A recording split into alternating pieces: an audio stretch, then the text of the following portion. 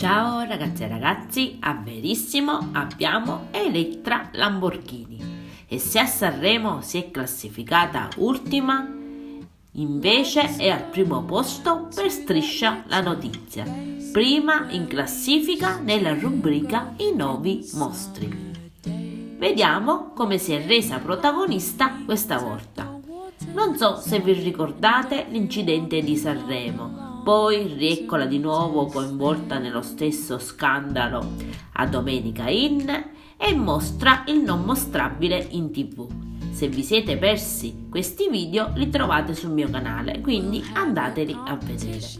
Ritornando a lei, si dice non c'è due senza tre. Questa volta niente abbondante scollatura e niente scherzetti sul davanti.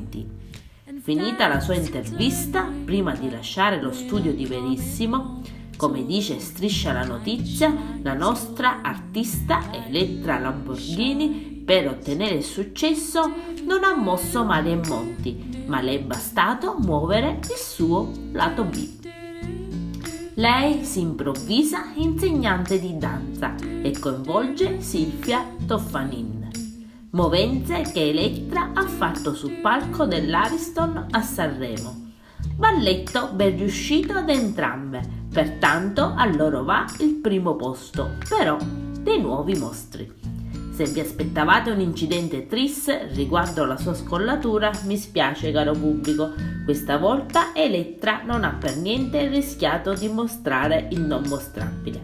Avete visto com'era vestita, giusto?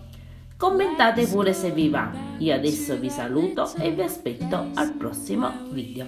Bye bye!